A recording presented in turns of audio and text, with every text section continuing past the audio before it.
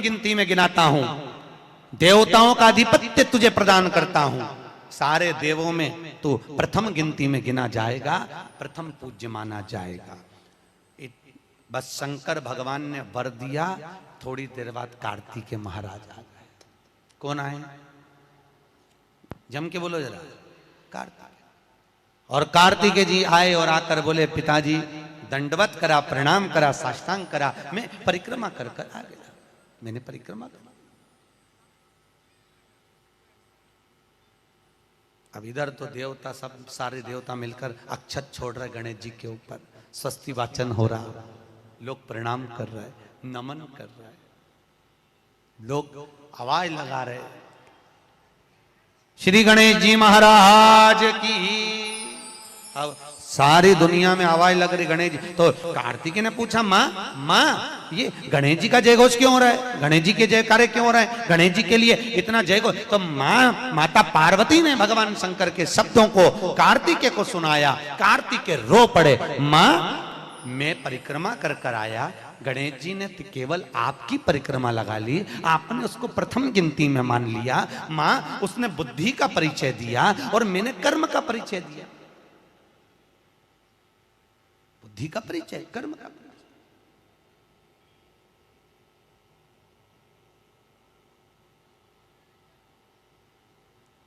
मैंने कर्म कर दिया।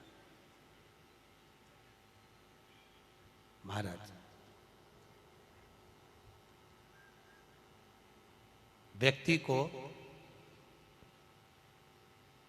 उसके भाग्य का मिलता है कि कर्म का मिलता है? जल्दी बोलो। कर्म का। आपका क्या विचार है? ये लोग तो बहुत दूर बैठे हैं, इसलिए इनसे पूछ ही नहीं रही हूं। व्यक्ति को उसके भाग्य का मिलता है कि कर्म का मिलता है? पुरुषों से भी पूछने का मन है, मेरा भाऊ बोलो तो सही, कि उसके कर्म का मिलेगा कि भाग्य का मिलेगा? है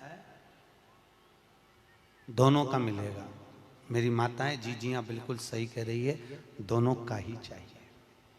काय का? भाग्य का और कर्म का, ये दो हैं।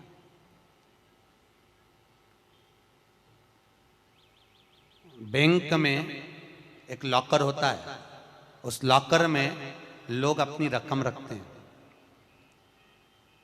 बोलो तो सही है गलत? रखते हैं कि नहीं रखते? अब बैंक में लॉकर होता है, लॉकर में रखने के बाद में लॉकर की दो चाबी होती है। कितनी चाबी लॉकर की? दो। एक चाबी तुम्हारे पास, एक चाबी मैनेजर के पास।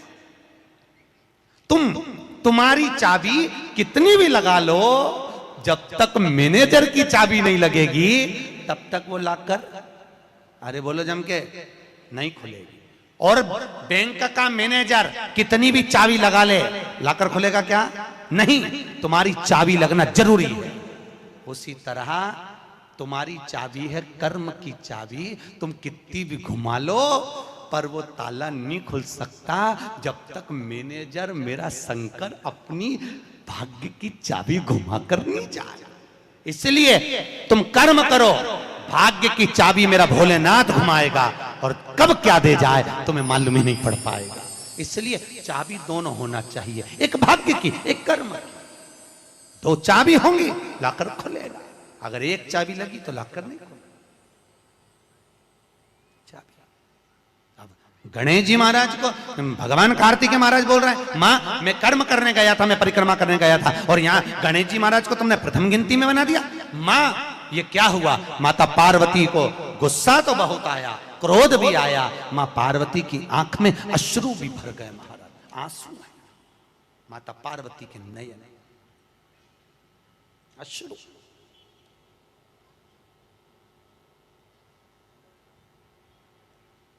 मां खड़ी हो गई।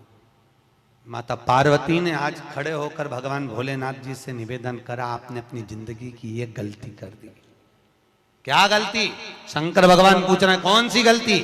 तुमने गणेश जी को प्रथम गिनती में बना दिया, कार्तिकेय भी तो गया था, अगर कुछ थोड़ा सा आशीर्वाद रखना था तो कार्तिकेय के लिए रखना था, पर तुमने केवल गणेश को प्रथम गिनती में बनाया है, ये तुम्हारी गलती है।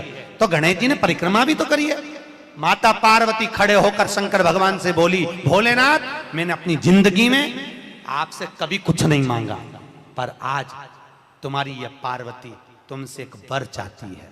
शंकर भगवान ने कहा, मांग, तुझे क्या चाहिए? पार्वती कहती है, आज के बाद तुम्हारी कभी पूर्ण परिक्रमा ना लगे,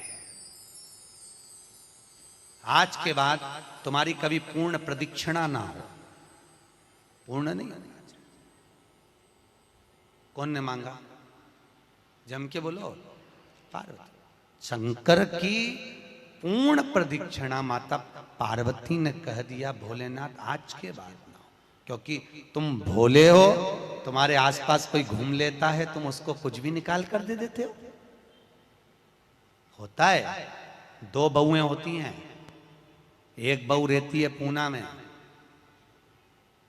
बोलो कहां? मुंबई या पूना, और दूसरी बहू तुम्हारे साथ रहती है।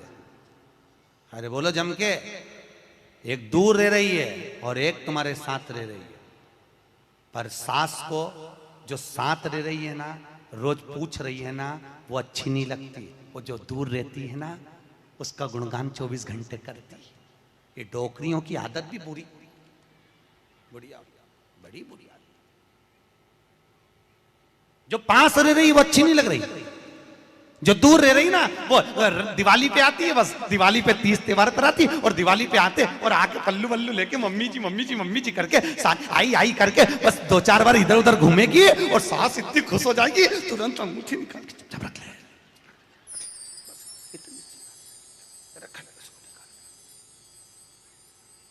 जो तुम्हारे पास में है वो बुरी लग रही है, वो चाय दे रही है, दूध दे रही है, बस बोलने में कभी कभी बोल देती है। अब बहुएं हैं बेचारी, हो जाता है। एक सास बहू से कहती है, मैं सुबह 5 बजे उठती हूं, तू 4 बजे उठाकर। अब वो झगड़ा करते करते हमारे पास आ गए, और हमारे पास आके बोली, गुरुजी ये मेरी सास मुझे परेशान करे। मैंने बोला, तेरी सास को क्या बोल रही है? तो क्या मैं 5 बजे उठूं तो बहू 4 बजे उठना चाहिए। तो मैंने कहा, अच्छी बात बोली, कोई दिक्कत वाली बात नहीं है। एक काम कर, बहू की उम्र है 20 साल, तेरी उम्र है 70 साल, तू 20 साल की बन जा, मैं भी इसको जगाना चालू कर देता हूं। जब तुम, वो कहते हैं ना, सास भी कभी बहू थी। जब तुम बहू थे, तुम भी खूब अलमस्त चकाचक सोते थे, और तुम्हारी सास पहले उठती थी। बुढ़ापे में नींद नहीं आती जीजी, नहीं आती। आती क्या? अरे बोलो तो, आती बुढ़ापे में नहीं। मनुष्य की उम्र, गधा की उम्र, कुत्ता की उम्र और उल्लू की उम्र बराबर थी। किस किस की? जम के बोलो। मनुष्य, गधा, कुत्ता, उल्लू। सबको पहचानती हो? ठीक है, सबकी उम्र बराबर है, 40-40 साल। 40-40 साल।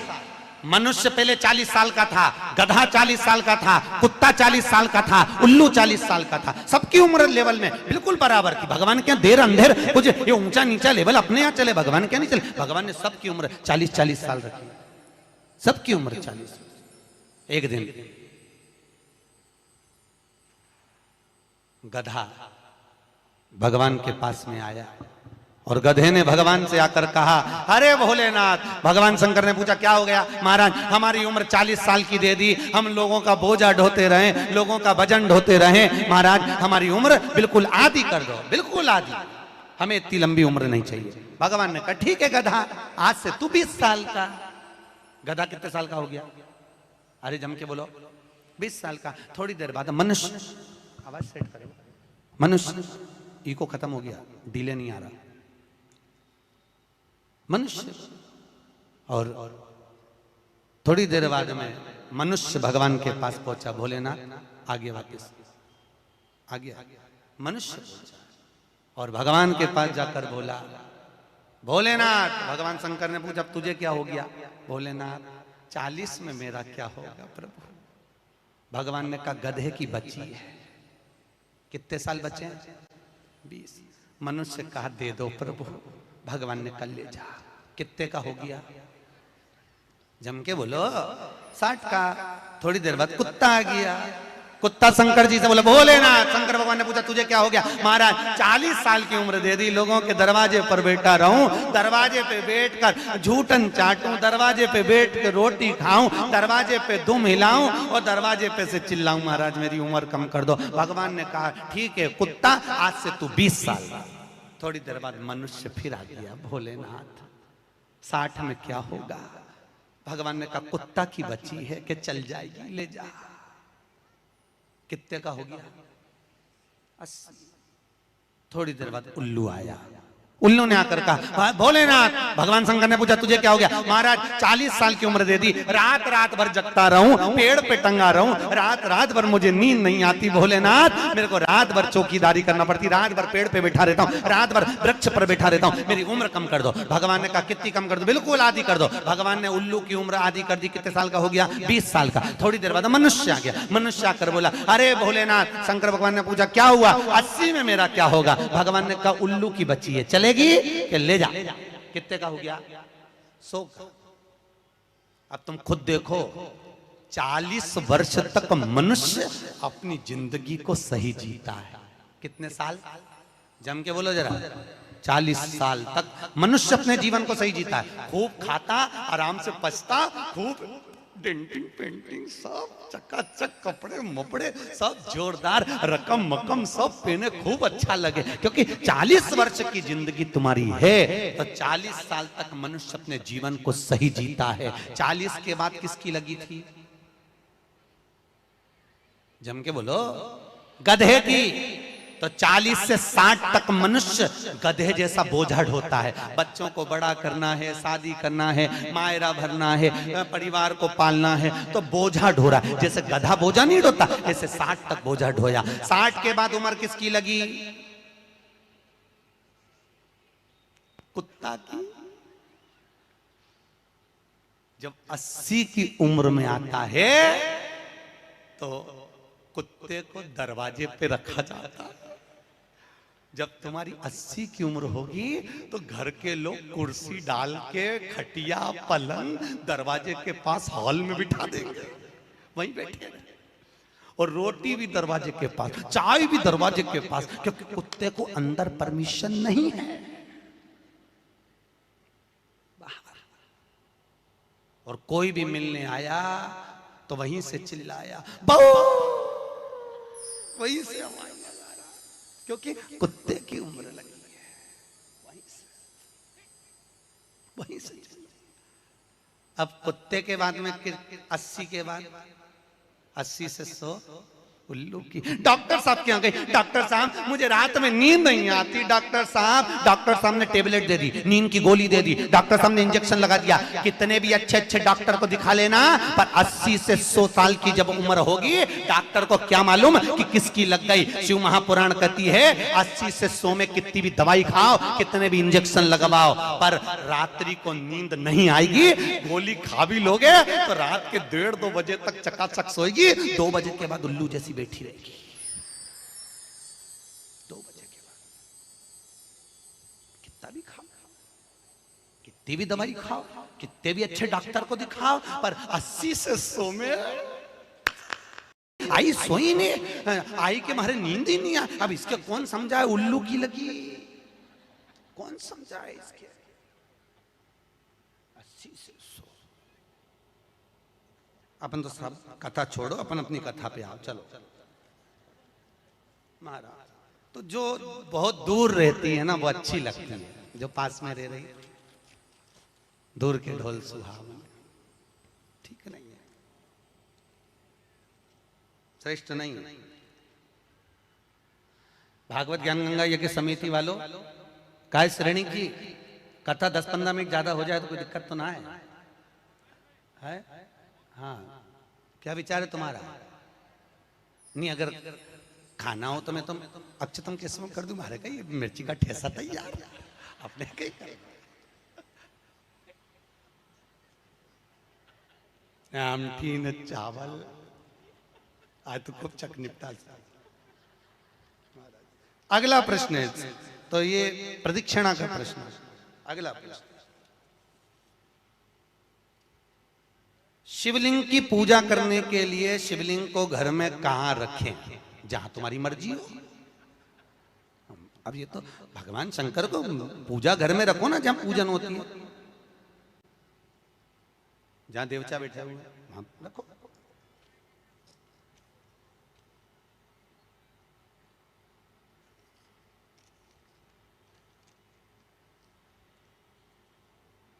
पीपल के पेड़ को सोमवती अमावस्या के दिन 108 फेरी क्यों लगाई जाती है? वाह, बहुत बढ़िया। हमने तो नहीं की लगाओ, अब तुम्हारा मन है 108 लगाने का। याद रखना, पीपल के वृक्ष की परिक्रमा करने से वैभव बढ़ता है, आंवले के वृक्ष की परिक्रमा करने से लक्ष्मी बढ़ती है। याद रखिए, तुलसी की परिक्रमा करने से सौभाग्य बढ़ता है। अब 108 मन का लगाओ, चाहे 208 लगाओ, 216 लगाओ, ये आपके ऊपर है। यहां आपका भाव होना चाहिए कि हम भगवान को कैसे रिझाएं, कैसे रिझाएं, ये आपका भाव है। उसका फल क्या है? तो उसका फल वैभव प्राप्ति का है, धन प्राप्ति का, यश प्राप्ति का। आप जितनी लगा,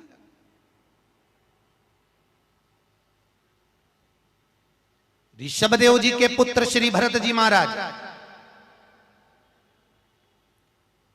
अपनी योनि से छूटे तो हिरण की योनि में गए। हिरण की योनि पाने के बाद श्री ऋषभदेव जी के पुत्र जो भरत जी थे, हिरण की योनि में आने के बाद में, हिरण की योनि पाने के बाद भरत जी को लगा कि मैं इस हिरण की योनि में पड़ गया हूं, इससे मुक्ति कैसे मिलेगी? तो हिरण की योनि में आने के बाद भरत जी महाराज पीपल के वृक्ष के नीचे जो संत बैठे हुए थे उनकी 108 परिक्रमा करते थे हिरण की योनि में। तो हिरण की योनि के 108 परिक्रमा कर रहे थे। उस दिन थी सोमवती अमावस्या का दिन, जिस दिन हिरण की योनि से परिक्रमा करते करते भरत जी महाराज छूट गए थे और वापिस मनुष्य की योनि में आ गए थे। ये 108 परिक्रमा का फल है। ऋषभ जी के पुत्र हिरण की योनि से छूटकर परमात्मा की भक्ति को मनुष्य देह में लगे। शायद हो सकता है हम मानव की देह में हैं और मनुष्य की देह में आकर अगर हम भगवान की 108 परिक्रमा लगाते हैं, हम भगवान का भजन करते हैं, 108 परिक्रमा के अंतर्गत हम डूबे रहते हैं, तो हो सकता है मनुष्य की योनि से छूटकर हम देव योनि में चले जाए, भगवान की परास प्राप्त हो जाए। मां तो शास्त्र कह रहा है, अंजना माता गौतम बाबा से कहने पर शंकर की आराधना कर रही है। और आराधना करी माता अंजना ने, शिव जी की आराधना करी, शंकर की जब आराधना करी, शंकर का अभिषेक करा, भगवान भूत भावन प्रसन्न हो गए और शंकर भगवान ने उसी समय माता अंजना को वर प्रदान करा, तो चिंता मत कर, तेरे घर में पुत्र होगा। पुत्र, तू क्यों चिंता कर? भगवान शंकर जब भी देते हैं छप्पर के देते हैं। भगवान कृष्ण के यहाँ कितने बच्चे दिए? 1,77,086। अब अंजना माता के यहाँ भगवान संतान दे रहा है। भगवान अंजना माता के यहाँ हनुमान जी महाराज कितने भाई थे?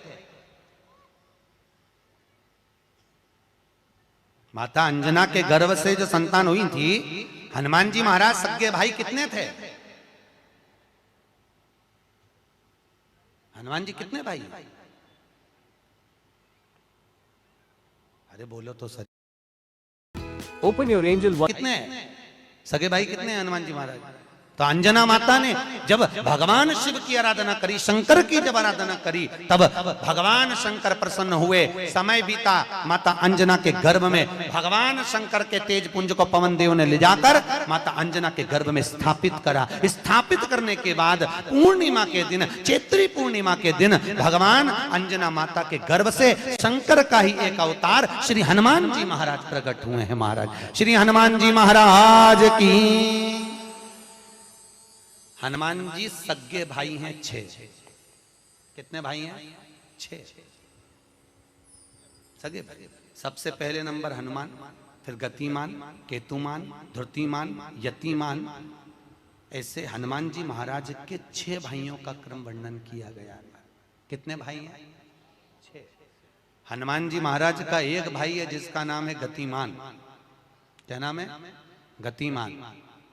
और जिसके यहाँ पर फैक्ट्री हो, किसी भी तरह की फैक्ट्री हो, चाहे वो नट बोल्ट की हो, पानी की हो, किसी भी तरह की फैक्ट्री हो, अगर फैक्ट्री में जरा सी भी तकलीफ आती है तो हनुमान जी महाराज के उल्टा पांव, लेफ्ट पांव के नीचे का सिंदूर लाकर गतिमान का नाम लेकर अगर फैक्ट्री पर स्वस्तिक बना दिया जाता है तो वो फैक्ट्री धड़ाके से चलना चालू हो जाती है, कभी खराब नहीं होती, कभी परेशान नहीं करती। महाराज गतिमान, हनुमान जी के तीसरे नंबर का भाई, गतिमान का नाम।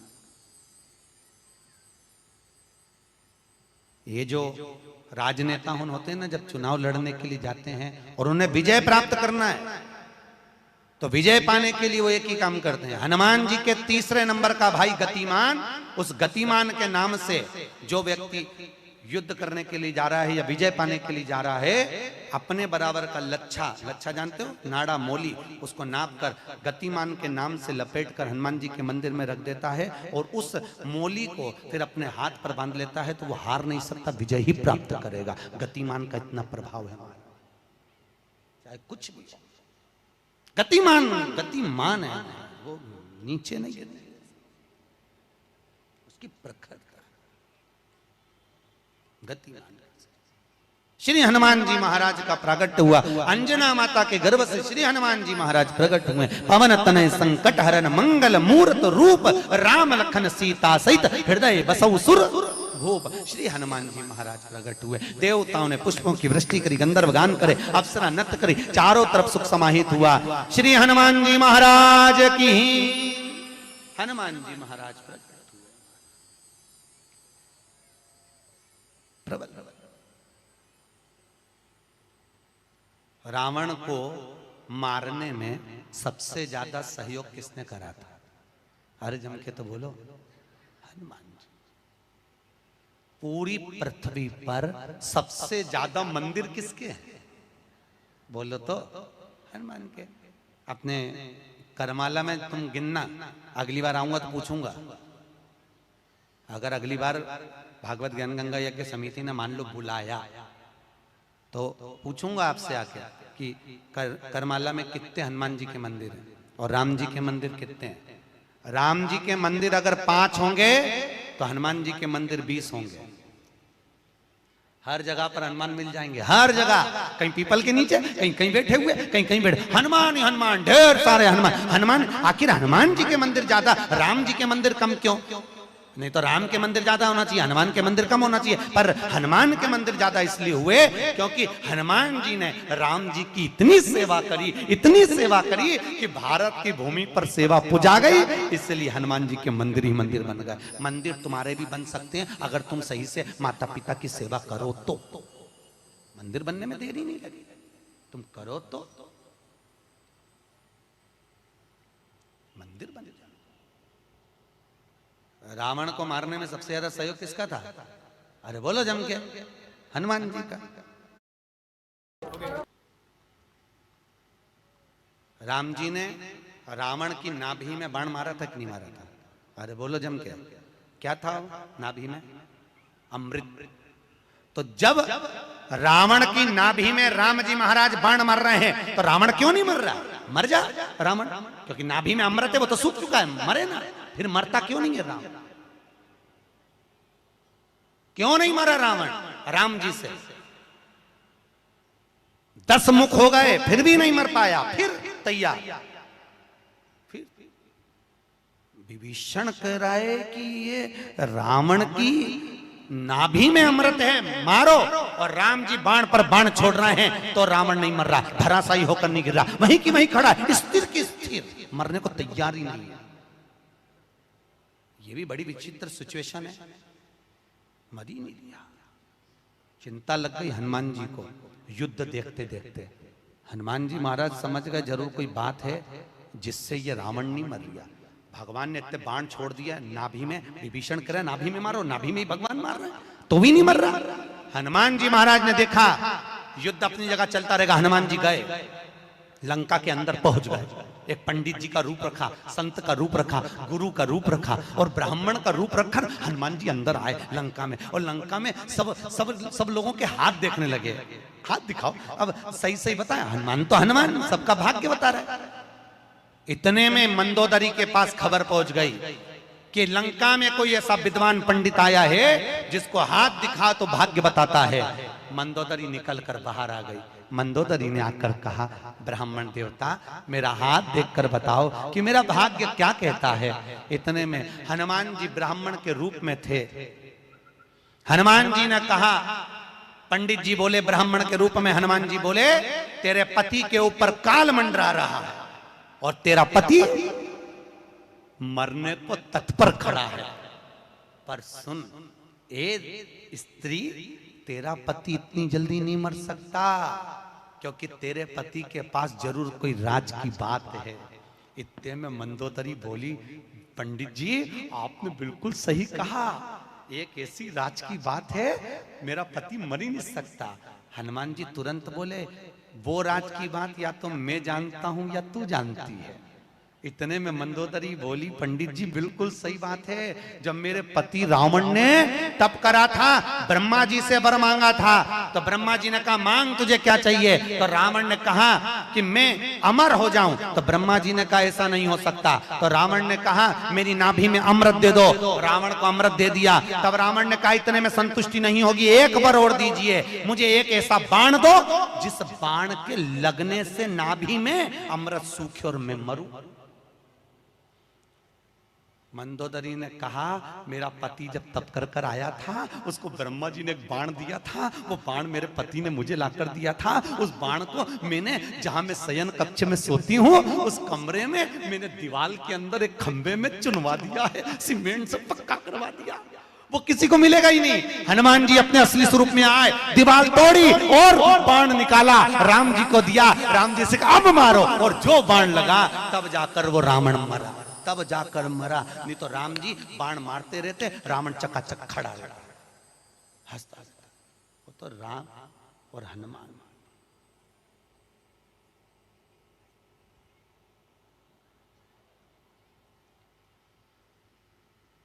रावण न मरेगा मेरे राम के बिना, और राम न मिलेंगे हनुमान के बिना। श्री राम जय जय राम, श्री राम जय राम। भगवान राम जी महाराज आनंद में विराजमान है महाराज, इसलिए भगवत भजन का स्मरण है, भगवत नाम का श्री हनुमान महाराज। पवन तनय संकट हरन, मंगल मूर्ति रूप, राम लखन सीता सहित हृदय बसौ सुर। भगवान श्री हनुमान जी महाराज सहज नहीं है। हनुमान जी महाराज आनंद में स्थापित हुए, विराजमान हुए। कुछ समय बीतता है महाराज, और उस समय की अनुकूलता में भगवान तुमरुका जी चंचुला देवी को भगवान शंकर के नंदन वन भ्रमण की चर्चा करते हैं। भगवान शंकर माता पार्वती के साथ में काशी घूमने के लिए गए। माता पार्वती अकेली बैठी हुई थी, शंकर भगवान को जाना पड़ा कोई काम से। पार्वती जी बोली मैं अकेली क्या करूंगी भोलेनाथ। शंकर भगवान ने कहा पार्वती तेरे एकांत को मिटाने के लिए तू इस वृक्ष से, सामने अशोक का वृक्ष था, इस वृक्ष से जो मांगेगी वो तुझे मिल जाएगा। पार्वती जी ने अपने शोक को दूर करने के लिए, एकांत को दूर करने के लिए अशोक के वृक्ष से एक अशोक सुंदरी को प्रकट करा। शंकर भगवान की 6 नंबर की लड़की है अशोक सुंदरी। थोड़ा आवाज बढ़ाओ, रिटर्न की। अशोक सुंदरी भगवान शंकर के 6 नंबर की लड़की अशोक सुंदरी। अशोक सुंदरी प्रकट, भगवान शिव ने आनंद स्थापित कराया। समय आया, आगे जो वर्णन आया, भगवान भूत बामन भूतेश्वर भगवान शिव 12 ज्योतिर्लिंग की कथा का स्मरण कराते हैं। 12 ज्योतिर्लिंग की कथा यहाँ पर प्रारंभ होती है महाराज। 12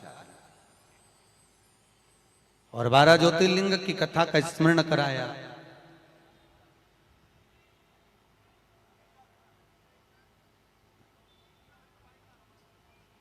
मुख्य यजमान, मुख्य यजमान श्रेणिक जी के पुत्र है ना, उनको बुला लो।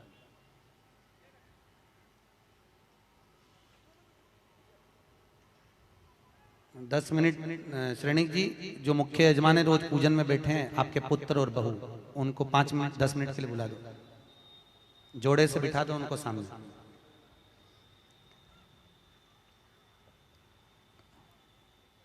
जोड़े से बिठा दो, कहीं पे भी, यहीं सामने बिठा दो। भगवान 12 ज्योतिर्लिंग की कथा का स्मरण कराते हैं महाराज।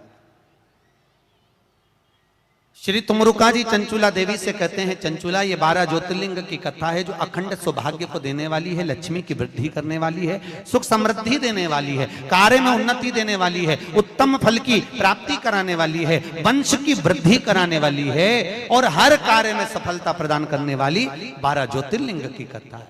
महाराज चंचुला देवी कहती है, महाराज वो 12 ज्योतिर्लिंग की कथा हमें श्रवण कराएं। भगवान शंकर ने अपनी जटा में से बेलपत्र को निकालकर अपने हाथ में रखा है और हाथ में बेलपत्र लेकर भगवान शंकर 12 ज्योतिर्लिंग की कथा का रस स्वादन ग्रहण करते हैं। प्रथम एक बार चंद्रदेव को अपनी काया का अभिमान हुआ, काया के अभिमान से चंद्रदेव बड़े प्रखर हुए और अपनी केवल एक धर्मपत्नी रोहिणी पर ध्यान देते थे, बाकी की पत्नियों पर ध्यान नहीं दिया। सारी धर्मपत्नियों ने जाकर दक्ष प्रजापति से विनती करी। दक्ष ने चंद्रदेव को समझाया, चंद्रदेव तुम मान जाओ, अपनी काया का अहंकार ना करो। चंद्र मानने को तैयार नहीं, रोहिणी पर आसक्ति ज्यादा थी। एक दिन दक्ष प्रजापति ने श्राप दे दिया, अरे चंद्र, मैंने अपनी इतनी बेटियां तुझे ब्याही और उसके बाद भी तू केवल एक कन्या पर ध्यान देता है, अपनी धर्मपत्नियों पर ध्यान नहीं दिया। मैं तुझे श्राप देता हूं, तेरा शरीर टपक टपक कर गिरे, तुझे क्षय रोग हो जाए। क्षय शरीर टपक टपक कर नीचे गिरने लगा। महाराज चंद्रदेव इधर उधर भटकते हुए देवऋषि नारद के पास पहुंचे। नारद जी महाराज अपनी मस्ती में भगवत भजन में लगे हुए थे। महाराज नारायण श्रीमन नारायण, नारायण श्रीमन नारायण, नारायण श्रीमन नारायण। गाइए, सब गाइए। नारायण श्रीमन नारायण, ओ नारायण श्रीमन नारायण, नारायण श्रीमन नारायण, नारायण श्रीमन नारायण, ओहो नारायण श्रीमन नारायण, नारायण श्रीमन नारायण, नारायण श्रीमन नारायण, नारायण श्रीमन नारायण, नारायण श्रीमन नारायण, ओहो नारायण श्रीमन नारायण, नारायण श्रीमन नारायण,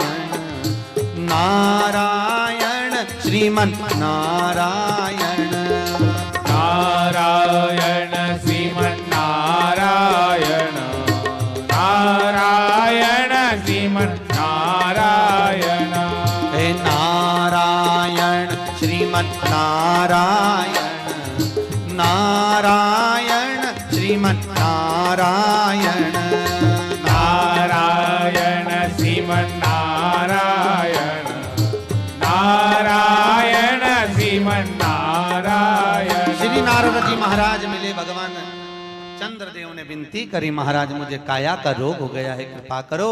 भगवान चंद्र की विनती सुनकर देवऋषि नारद ने शंकर जी का पूजन का विधान बताया। शंकर भगवान प्रकट हुए, चंद्रदेव तुम्हारे काया के रोग को मैं मिटाता हूं, तुम यहाँ पर विराजमान रहना।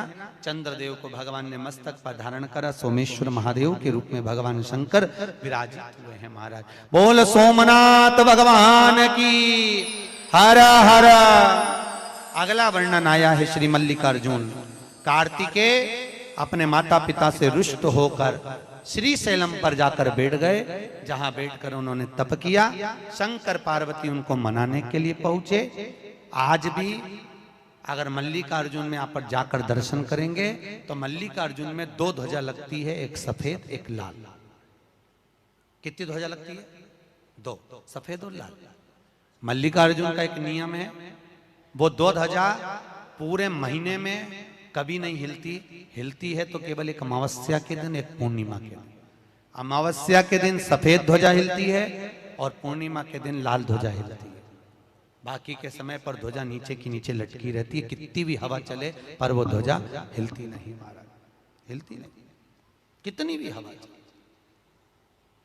आज भी शंकर और पार्वती कार्तिकेय से मिलने के लिए श्री शैलम पर आते हैं, श्री शैलम आज भी भगवान आज भी। अब कार्तिकेय जी वहां विराजमान हुए, भगवान शंकर उनसे मिलने के लिए वहां पधारे। मल्लिकार्जुन के रूप में भगवान शिव विराजमान होते हैं। अगला वर्णन आया है महाकाल। दूषण नाम का राक्षस ब्राह्मणों के बच्चों को निचोड़कर उनका रक्त पीता था। भगवान को सब इन ब्राह्मणों ने पुकारा। शंकर भगवान ने कहा इस दूषण को वरे कि ये जब मरेगा इसका रक्त जहां गिरेगा उससे और भी दूषण उत्पन्न हो जाएंगे। तो एक काम करो, भगवान शंकर ने कहा मेरी बहन के पास जाओ। शंकर जी की एक बहन थी, केवल एक बहन शिव जी, जिसका नाम था छी प्रिया। क्या नाम था? छी प्रिया, जिसको आजकल लोग छिपरा कहने लगे।